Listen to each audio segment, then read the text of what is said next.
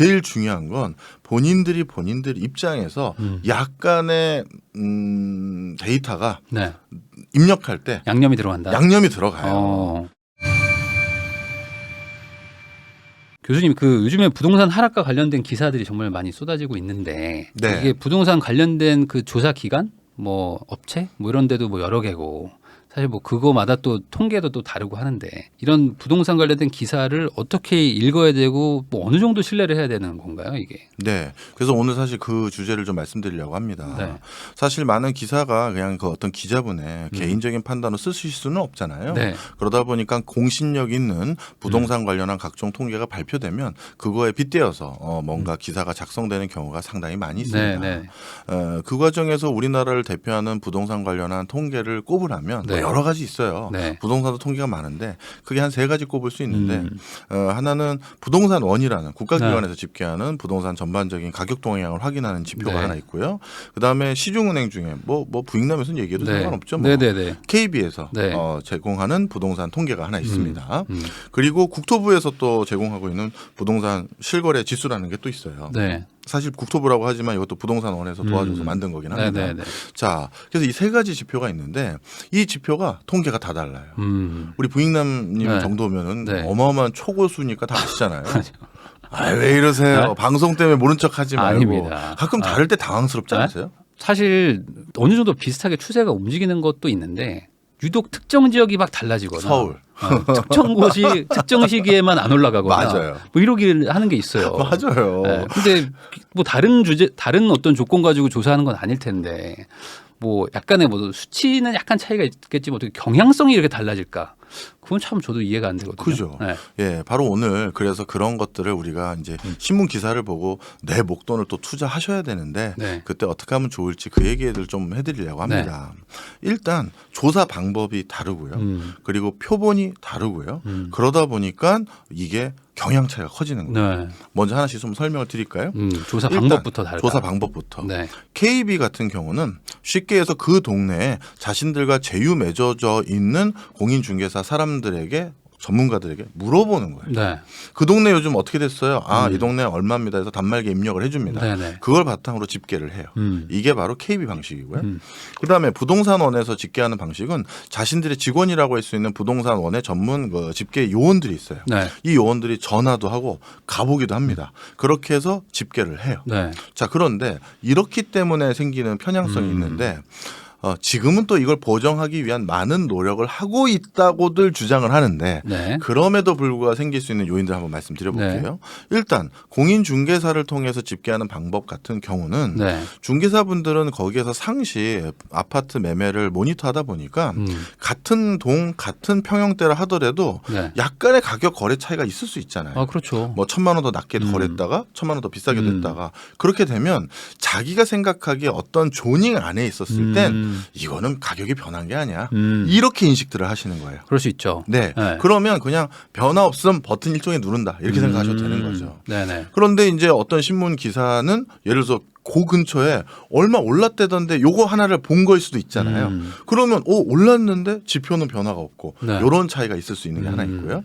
그다음에 공인중개사분들 입장에서는 그 동네의 가격 동향을 네. 요즘은 워낙 부동산에 관심이 높아지기 때문에 네네. 이 우리 부익남 같은 전문가가 아니라 여기 시청하시는 분들 중에서도 KB 지표나 부동산원 지표 일일이 다 보시는 분들 많아요. 아, 네. 정말 많아요. 많죠. 자, 그러면 공인중개사 입장을 한번 생각해 보세요. 거기에 실질적으로 우리 아파트 가격이 네. 핫한 동네들, 네. 굉장히 가격 민감도가 높은 동네들 이런데 실제 떨어지고 있어요. 네. 떨어진다고 체크할까요? 체크를 못 하나요? 주저하게 되는 거죠. 네. 왜? 이 동네 시세 이제 떨어지기 시작했다, 재미없기 시작했다라고 하면 네. 거래하러 안 와요. 거래하러 안 와요. 거래하러 안 한다. 네. 그러다 반대로 보니까 오른다고 하는 거는 그럼 더 과감하게. 보여주고 싶은 욕구가 생기는 거죠.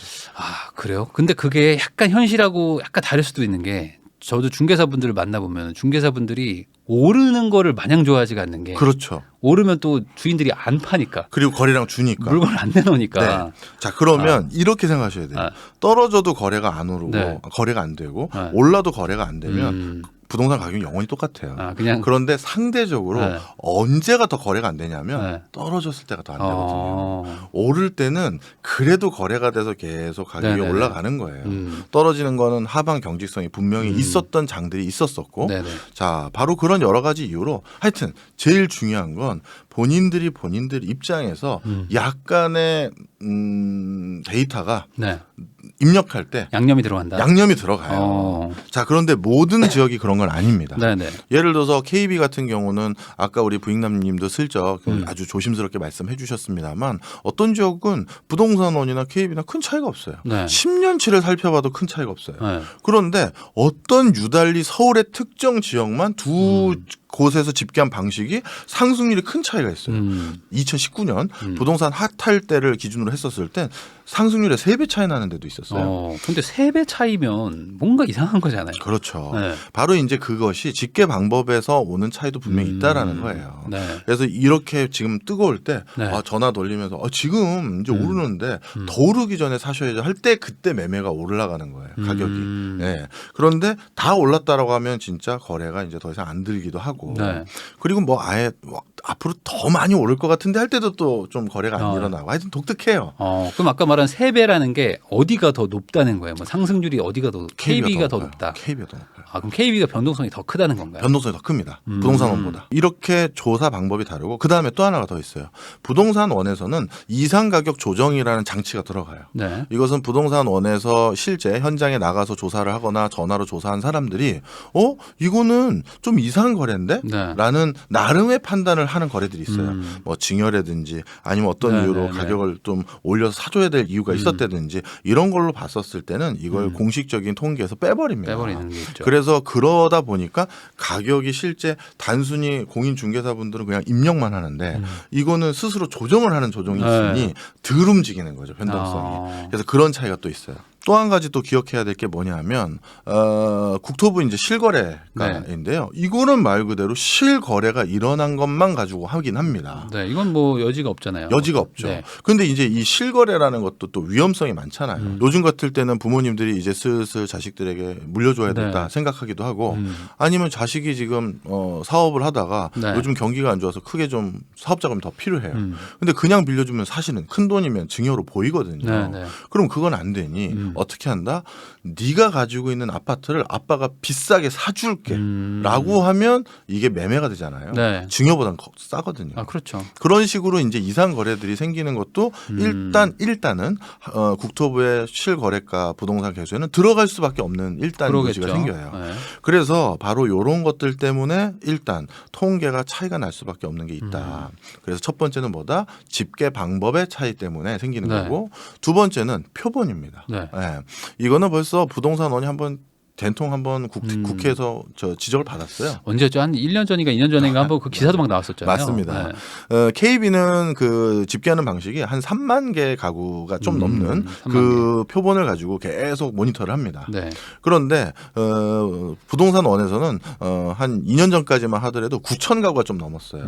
9천 가구 집계해서 우리나라 전체를 모니터했다라고 얘기하기에는 너무 실거래를 반영 못할 경우가 많죠. 그게 그건가요? 그러니까 중개사분들이 누르는 거랑 직원이 가서 확인해야 되기 때문에 비용이 많이 현실적으로 돈도 많이 들고 인력의 한계도 있으니까. 맞습니다. 그리고 그런 것들 보정하는데 또 시간도 걸리고 네네. 바로 그런 이유로 인해서 9천 가구만 하다가 이제 문제가 됐었고요. 네. 그래서 지금 대폭 늘렸어요.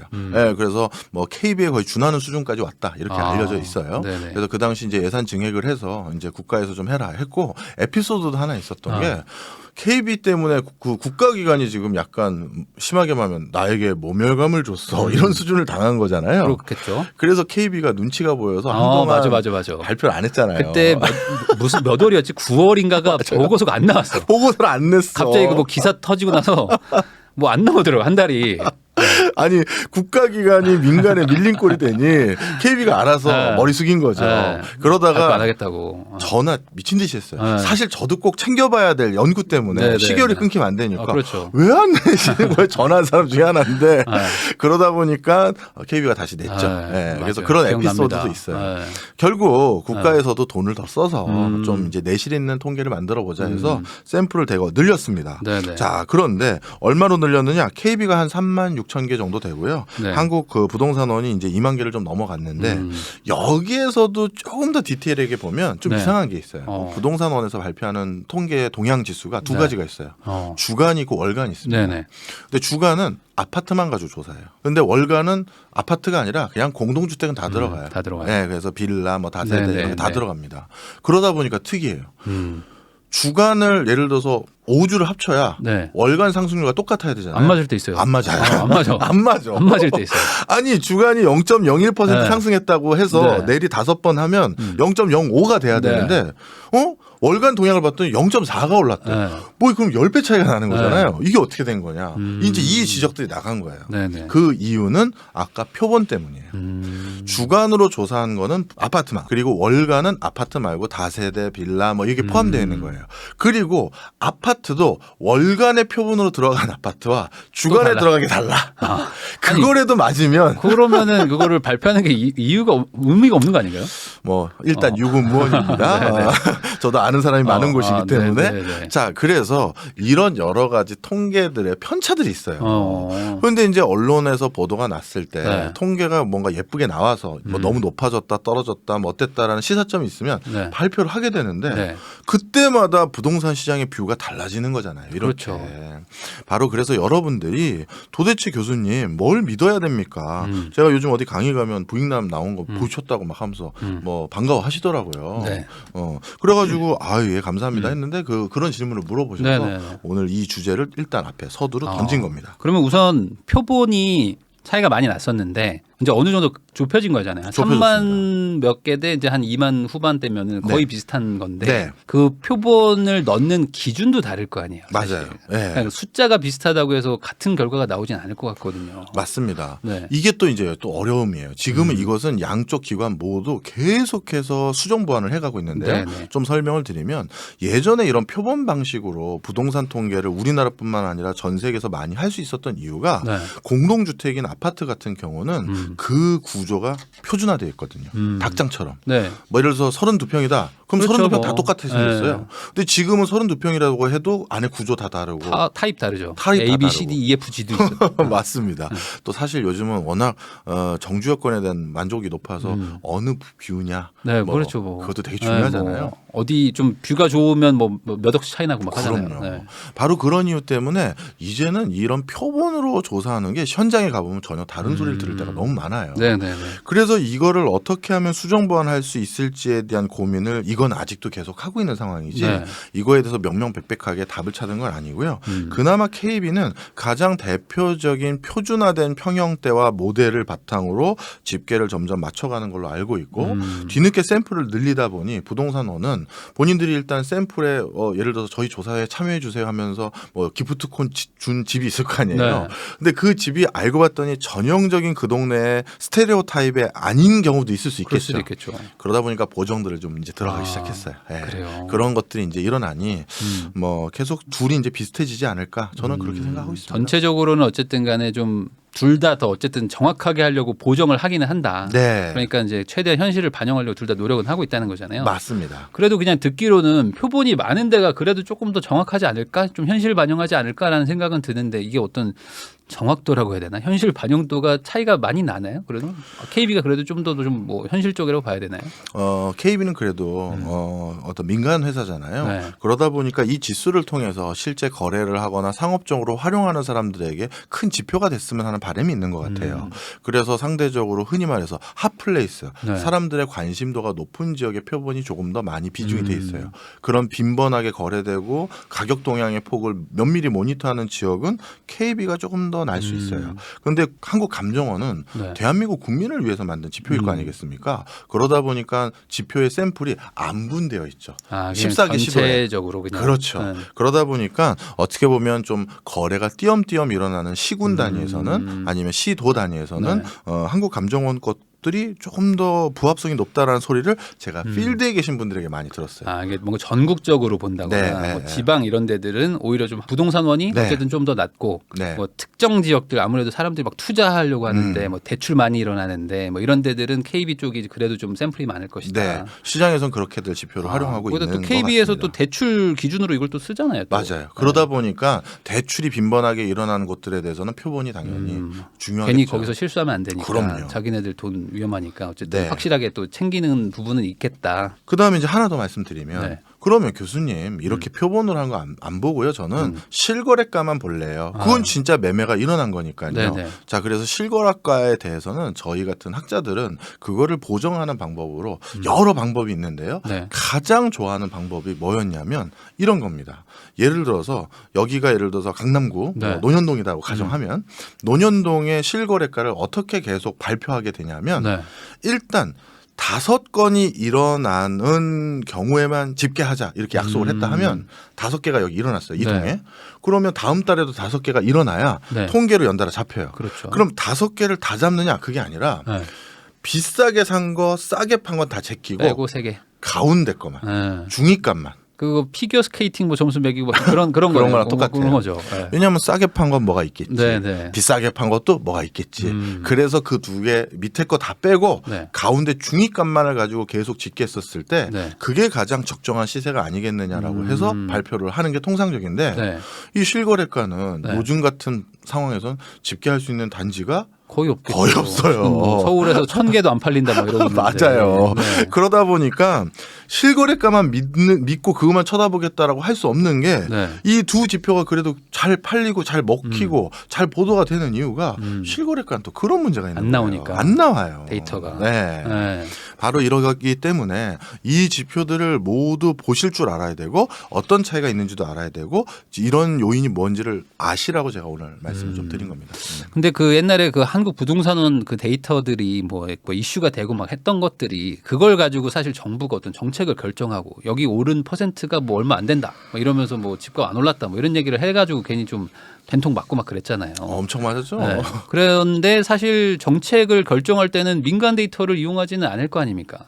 결국에 한국 부동산원이 정책의 결정에 어떤 지대한 영향을 미치는 거죠. 맞습니다. 그래서 이제 한국부동산원에서 집계하고 있는 통계들은 국가통계법상 네. 국가통계에 편제가 되는 거예요. 네네. 이것은 국가가 의사결정을 할 때 가장 중요하게 반영해야만 할 법적인 당위성을 가지고 있는 통계이기 때문에 이 통계가 그렇게 중요한 것이고요. 네. 그래서 국회에서 된통 한번 지적을 받았고 예산을 대폭 증액해서 늘린 것이고요. 지금도 계속 이 분야에 대해서는 어떻게 부동산 통계 지표를 개선할지 논의는 계속 하고 있어요. 네. 사실 어찌 보면 통계라는 게 가장 중요한 데이터잖아요. 정책을 결정할 때 뭐 그냥 가물할 수는 없으니까. 네. 근데 그 통계의 어쨌든 신뢰성이 이제 흔들리면은 정책 자체도 이제 불안해지는 거니까 네. 그 부분에 대해서는 지금 계속 높이려고 하고 있고 실제로 예산도 많이 반영했다. 그렇게 네. 보면 되겠네요. 네, 맞습니다.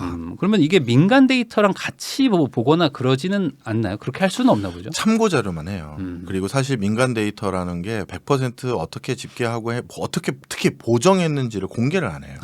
특히 보정 작업을 공개를 안 하니까 그렇게 될 경우 뭐 KB야 뭐 그래도 국가의 입김이 많이 들어가는 준공공기관 같은 우리나라의 네. 책무를 가진 곳이라서 그나마 다행인데 요즘은 그 부동산 거래 사이트들도 나름 지표들을 많이 만들잖아요. 네. 그러면 이제 거기에서 들 것들도 민간 데이터고 그럼 도대체 민간 데이터 중에서 뭐는 믿고 뭐는 안 믿고 쉽지가 않은 거죠. 네. 그리고 사실 어떻게 집계했는지도 100% 오픈도 안 돼 있고 그러니 국가는 어쩔 수 없이 한계사항은 있었지만 국가 데이터를 이용해서 결정을 할 수밖에 없었던 상황이었겠죠. 근데 언론은 이게 사실 뭐라고 해야 되나 본인의 어떤 의도에 맞춰서 어떨 때는 한국 부동산원 쓰고 어떨 때는 또 KB 쓰고 어떨 때는 또 부동산 114 거 쓰고 어떨 때는 실거래 지수 가지고 쓰기도 하고 막 그런단 말이죠.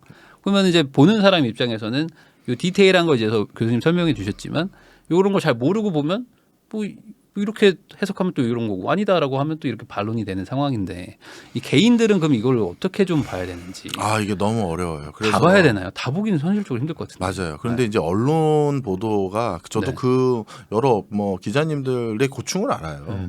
읽고 싶은 섹시한 제목이 나와야 되잖아요. 네. 그러다 보니까 부동산원은 통계가 변화 없음 그걸 누가 읽겠어요.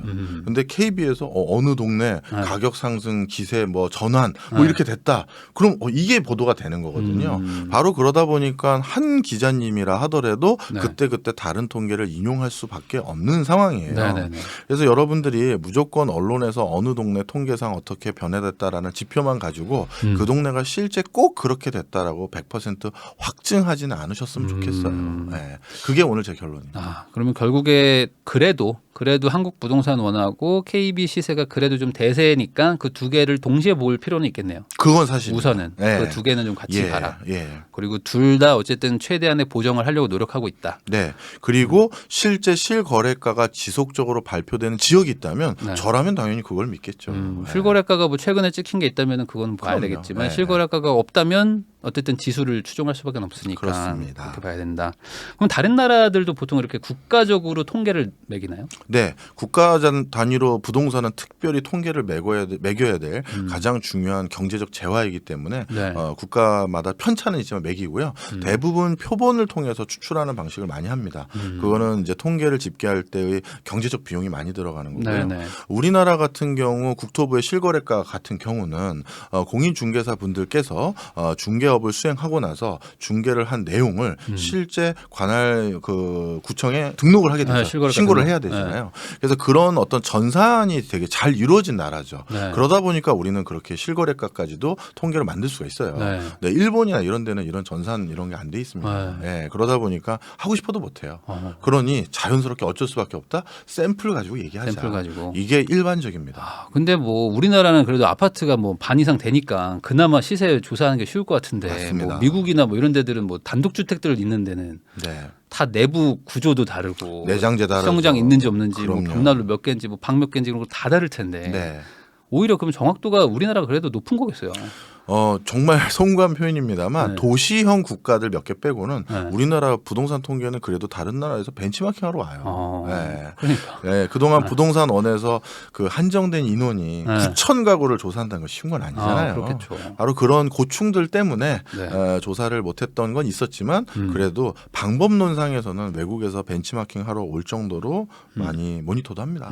그러면은 이제 2022년 이제 10월인데 지금상 통계는 어떻게 지금 추세가 보이고 있나요? 뭐 집값이 뭐 어떻게 움직이고 있는지. 네, 많은 분들이 실거래가 기준이라는 네. 통계를 봤었을 때 이제 10% 가까운 하락을 보이는 곳들이 많이 네. 늘어나고 있어요. 네. 노도강 아. 이런데 10% 가까운 하락으로 전반적으로 이제 실거래가 좀, 찍혔다. 예, 지금 네. 실거래가 찍히고 있고요. 그다음에 수도권도 거의 뭐 그런 하락 추세가 완연하게 보이고 있고 뭐 안타깝게도 이제 늘 말씀드리지만 네. 이 대출과 세상 상관없는 세계를 살고 네, 계신 네. 아주 독특한 분들, 네네. 예, 뭐 청담이나 이런 데는 네. 뭐 이번에 뭐 새로운 아주 고급 빌라라고 해야 될까요? 네. 그 뭐라고 해야 되나요? 그런 거 한 층에 한 사람 사는 그런 네. 게 하나 또 올라왔더라고요. 네네네. 뭐 거기도 갔더니 뭐 100억이 넘던데요. 아니 뭐 서울숲 쪽에도 요번에 한 펜트하우스 하나 계약됐는데 뭐 130억 그러니까요. 신고가 찍혔는데. 그러니까 그런 데는 아. 또 이런 흐름과 또 다른 겁니다. 네. 예. 그래서 그런 데는 또 특이한 게 있어요. 어쩌다가 자기가 또 꼭 들어가고 싶은 집이 있거나 네. 꼭 사고 싶은 뭐가 있으면 웃돈 주고 그냥 해버린대요. 그냥 약간 그건 투자가 아니라 그냥 소유를 하고 싶은 네. 거가 마침 나왔다. 그러면 네. 그냥 좀 그냥 뭐 이 정도 주고 사지 뭐. 맞아요. 약간 그런 느낌. 그러면 이 얘기를 드리고 싶은 거예요. 내가 저기 새로 생긴 네. 100억짜리 집으로 이사를 가려고 하는데 여기 지금 어디 살고 있어요. 네. 저기 꼭 들어가서 지금 사고 싶은데 급하게 그냥 빨리 사겠다는 사람이 있으니 그 사람한테 5억 싸게 뭐 아니면 8억 싸게 던지고 난 저기 가자.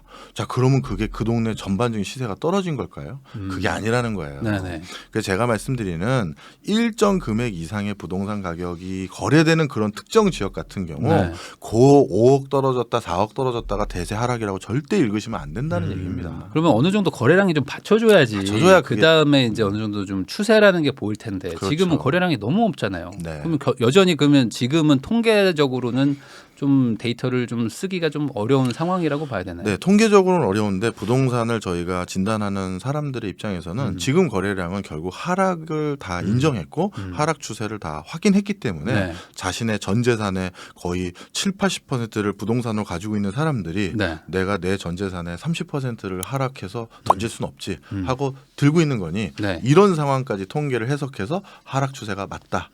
대부분의 지역들은 이렇게 진단을 하고 있는 것입니다. 네.